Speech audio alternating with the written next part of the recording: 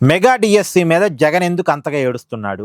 జరగని అక్రమాలను జరిగినట్టుగా నమ్మించటానికి ఎందుకు అంతగా ప్రయత్నం చేస్తున్నాడు? డిఎస్సి అభ్యర్థులు రోడ్డు మీదకి వస్తే వాళ్ళకి మద్దతు తెలపాలి, కానీ అసలు వైసీపీ కార్యకర్తలే రోడ్డు మీదకి వచ్చి డిఎస్సిలో ఏదో జరిగిందని ఆధారాలు లేకుండా అడ్డగోలుగా ఆందోళన చేయటం వెనకాల ఉద్దేశం ఏంటి అంటే, జగన్కి ఒక విషయం బాగా తెలుసు. తనకి రాజకీయ భవిష్యత్తు ప్రత్యర్థి నారా లోకేష్. ఇప్పటికే రాజకీయ ప్రత్యర్థి Nara Lokesh. TDP party working ప్రెసిడెంట్గా పార్టీ మొత్తాన్ని హ్యాండిల్ చేస్తుంది నారా లోకేష్. పోయినసారి ఎన్నికల్లో నారా లోకేష్ పాత్ర చాలా క్రియాశీలమైంది, 2024 కూటమి గెలుపులో కూడా. ఆ విషయం జగన్కి బాగా తెలుసు.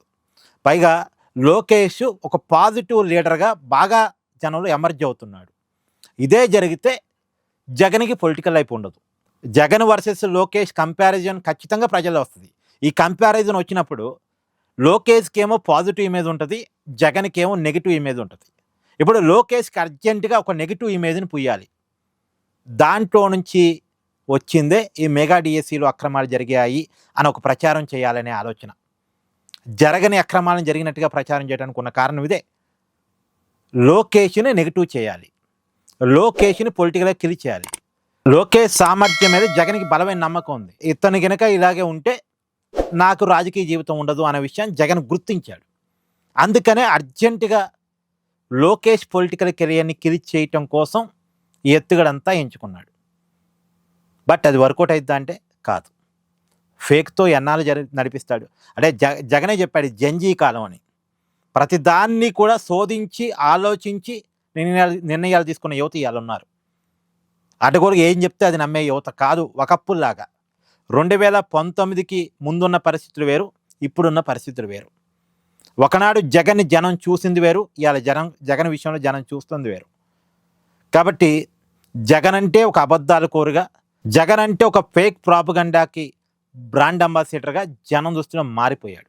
అదే దీని నుంచి జగన్ అంటే లోకేష్ని జగన్ ఎదుర్కోవాలంటే జగన్ పాజిటివ్ ఇమేజ్ని క్రియేట్ చేసుకోవాలి, లోకేష్ నెగిటివ్ చేయటం కాదు. జగన్ ఇప్పుడు పాజిటివ్ ఇమేజ్లో లేడు. తాను పాజిటివ్ ఇమేజ్గా జగన్ మార్చుకోగలిగితే అప్పుడు లోకేష్ని ఎదుర్కోవడానికి జగన్ సిద్ధమైనట్టు లెక్క. ఎప్పుడైనా గుర్తుపెట్టుకోండి, అవతల వాడి బ్రాండింగ్ క్రియేట్ చేయడం కాదు మనం చేయాల్సింది, మనకంటే ఒక బ్రాండ్ నిర్మించుకోవటం. జగన్ చేస్తున్న తప్పే అది. 2019 నుంచి 2024 మధ్య అమరావతిని ఎందుకు నాశనం చేసే ప్రయత్నం చేశాడు? అన్నా క్యాంటీన్లు ఎందుకు తీసేశాడు అంటే ఏం లేదు, చంద్రబాబు నాయుడు బ్రాండ్ కనపడకూడదు అనుకున్నాడు అంతే. కానీ వర్కౌట్ అయిందా? కాలేదు కదా. అమరావతి రాజధానిగా నిర్మాణం అవుతుంది. ఇప్పుడు అన్నా క్యాంటీన్లు ఓపెన్ అయ్యాయి. అంటే చంద్రబాబు నాయుడు బ్రాండ్ కనపడకూడదు అనేది వదిలేసి అసలు తనకంటూ ఒక బ్రాండ్ నిర్మాణం చేసుకుందామని జగన్ ప్రయత్నం చేస్తుంటే ఈ పరిస్థితి వచ్చి ఉండేది కాదు. ఇప్పటికైనా జగన్ ఆలోచనలో మార్పు రావాలి. ఏమంటారు? కామెంట్ చేయండి. Please do like, share and subscribe this channel.